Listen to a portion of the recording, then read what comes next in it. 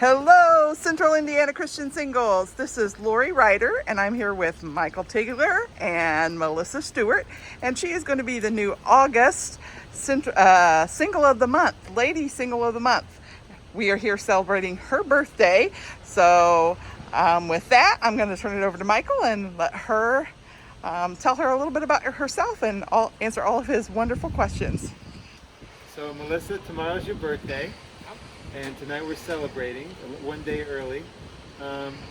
Tell us about how long have you been in CICS and what were a couple of your favorite events?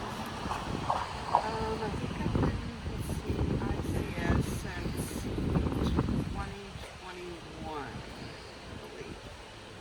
I think it was the Safe People Bible study when I first joined. And honestly, I like all the events really because I get to get away from my day-to-day routine. But I will say, let's see, I like going to the movies in Franklin and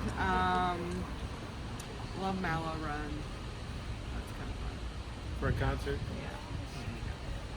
Now, tell us about your family and where you grew up. Okay, I'm from Shelbyville, and I've lived there pretty much all my life except for 20 years. I lived in Indianapolis when I was married, and when my husband passed away 5 years ago, I moved back to Shelbyville. My mom and dad are still living. I'm their caregiver. Actually been doing that for about a year. My daughter and I moved in to caregive them, so that's basically that. I went to church all my life. Growing up, we were pretty heavily involved in church. We went to church, and then on Sunday nights we went to the Sunday night service, and then on Wednesdays we'd have Bible study. And kind of grew away from church after I married.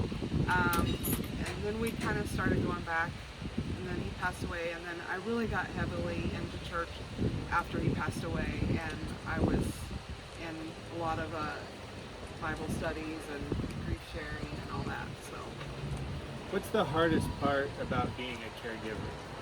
We have other people in CICS who are currently doing that. What would you say is the hardest part? having time for yourself, making sure yourself is taken care of, and that's something that I've been really juggling.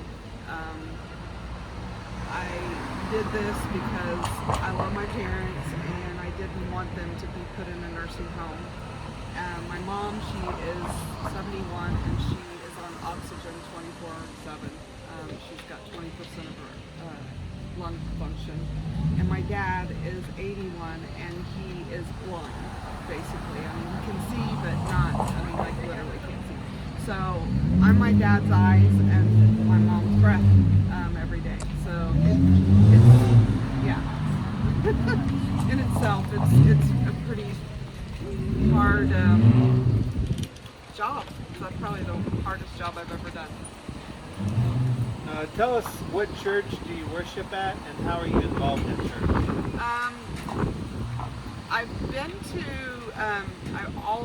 my mom and dad started at a church with a bunch of other couples back I think it was 30 years ago.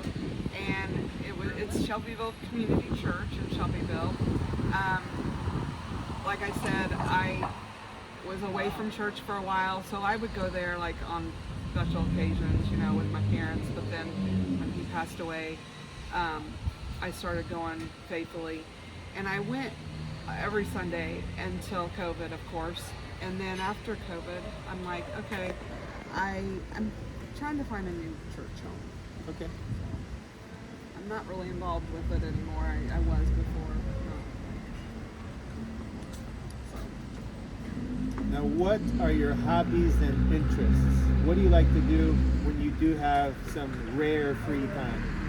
I love going to festivals and I love music, so I like to, either one of those is my favorite.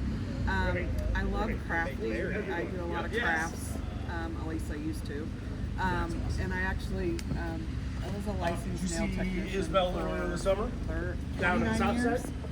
And I love doing nail art. So,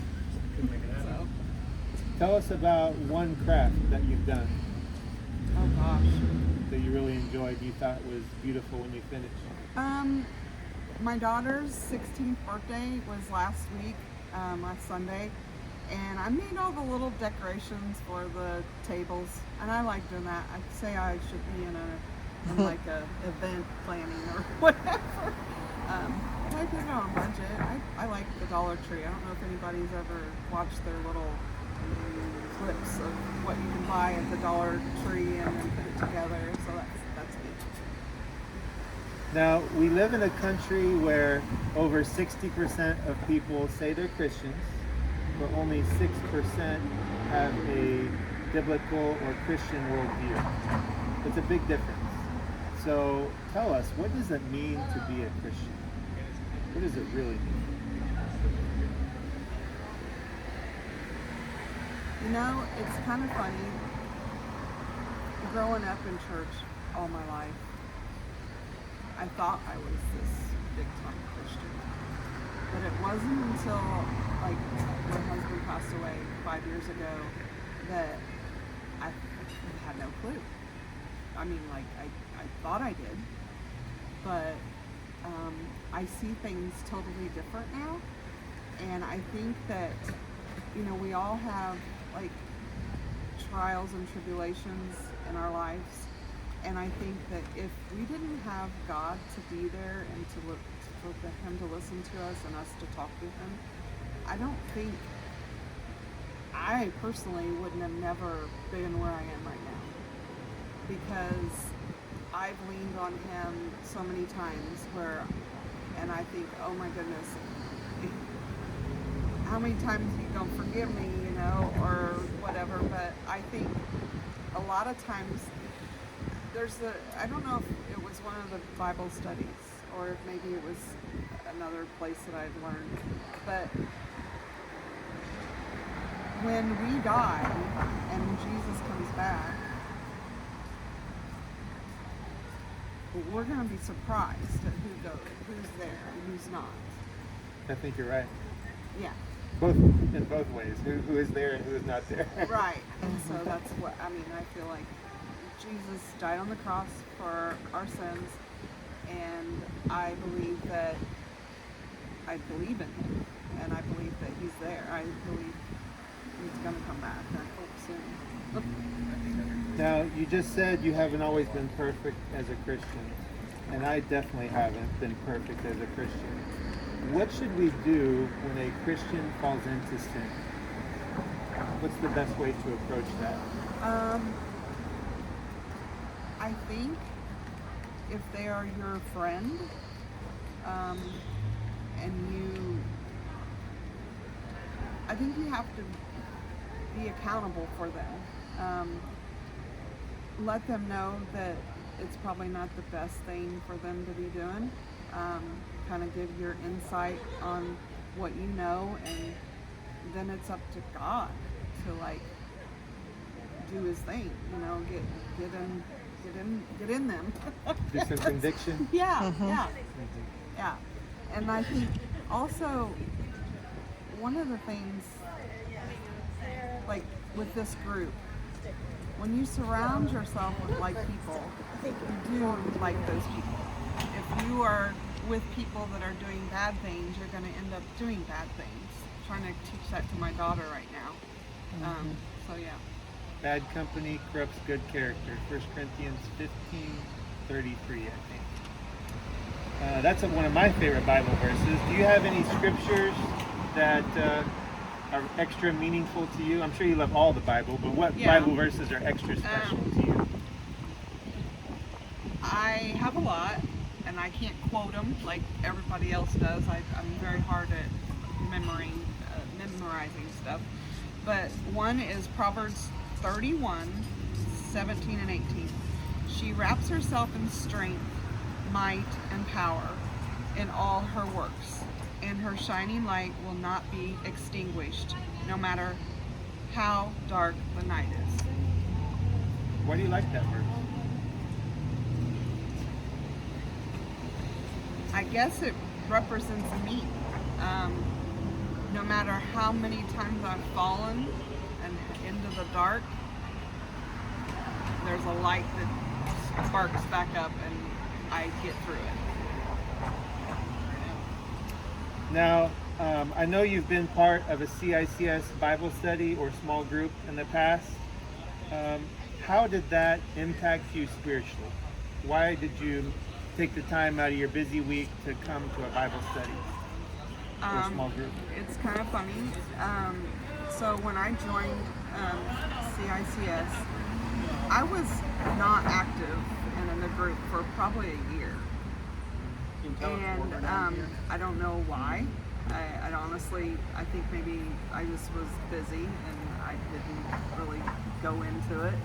But the first time I went to an event was the Bible study of Safe People.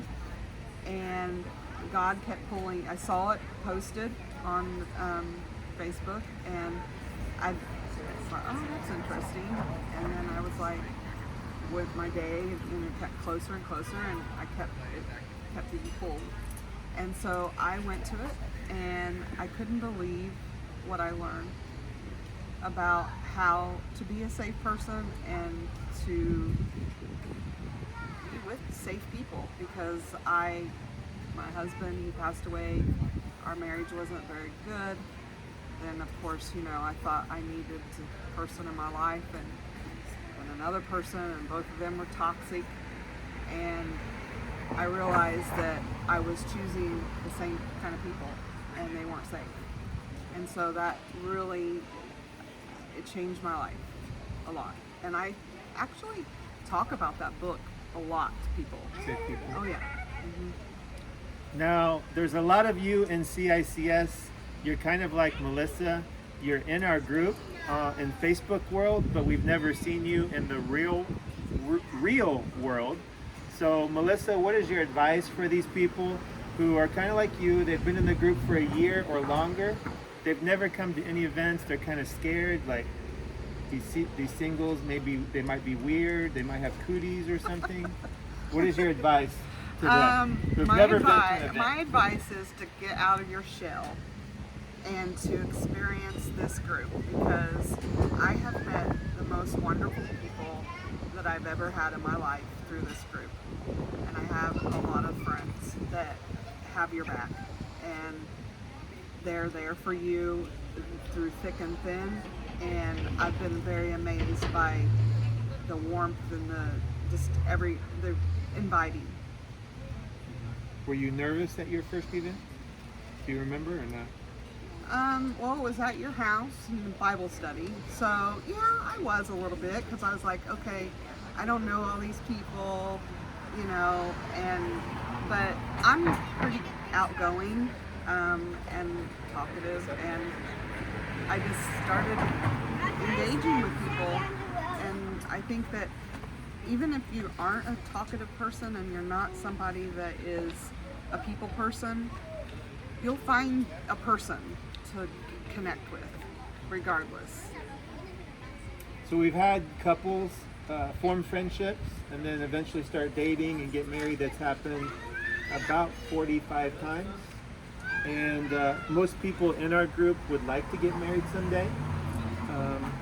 Other than good looks, what makes a single guy attractive to you?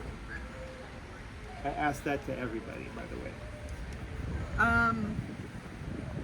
If you're blindfolded or you're not paying attention to looks, what about his personality is attractive? Or what do you look for? Kindness, truthfulness, honesty. Someone who's following Jesus like me. I will say that I picked people that didn't, and look where I'm at. So, but then again, I could pick somebody that is a Christian too, and it might not work out. So, I just feel like these days in the dating world, there is so many false people. And I feel like people need to get to know you, because the outside, yes, you want to be attractive.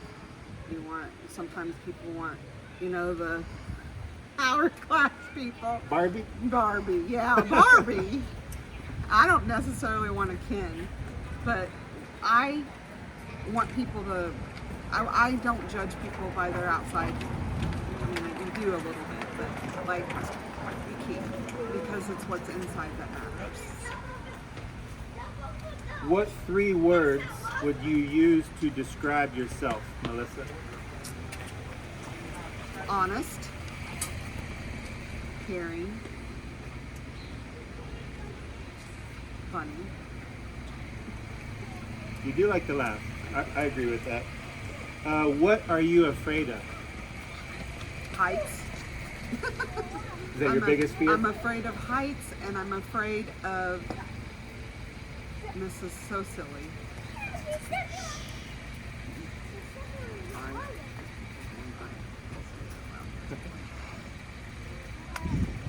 Or we can go to a different question if you want me to. No, it's okay. I am scared that I will not live my life and find somebody to share the rest of my life. Die alone? Yeah, Or die unmarried? because I was married for 15 years, almost 20, and I don't want the fairy tale, but I want somebody, I want to have that. I think that's a common fear. A lot of singles are afraid of being alone as they grow older. They don't want to die alone. I know I could be alone. I mean, like, I've embraced it the last 5 years, but like, when it's all said and done, I'm like caring for my parents who've been married for 50 years. And the love that my parents have for each other, yeah, I want that. Now, since you're the single of the month, we want to pray for you this month. I'm asking you people in CICS, even if you've never met Melissa, to pray for her so we can honor her as the single of the month. And how should we pray for you? Sanity. I need some sanity for my parents. It's been hard, and I know it's going to get harder. And sometimes my tongue, even though I pray about it, there are some times where my parents really get on my nerve. And I say stuff that, I don't say nothing bad, but I kind of sometimes go to bed at night and I go back out in there and go, I'm really sorry for her snapping at you. I shouldn't have done that. But yet, there's things that's fed on their end, but it's like, oh boy. But yeah, the sanity and my health. I've gained some weight in the last year, taking care of them and not doing the things I need to do for myself. And I'm 50 tomorrow. Didn't want to say that out loud, but you start to think about your health and how you need to be healthy. So that's another one. So you're going to be the big 5-0 tomorrow. Yeah. It's weird because some days my body feels like it, but like your mind doesn't. Your mind, I think I'm still 20. Still think like a teenager? Well, no. We don't. Okay, last question. This is the hardest one. We saved the hardest question for last. It might make you a little uncomfortable. But what kind of cake are you going to eat tonight? I don't know. I've only been here one other time. I can't remember the one I got last year. Oh, I think it was a cookie dough one. I might try something else. I like cheesecake. It's one of my favorites, but you can get that anywhere. So. All right. Well, thank you everybody for watching Melissa's video. Please pray for her. And if you're not here at Cake Bake tonight, you're missing out. See you at the next CICS event.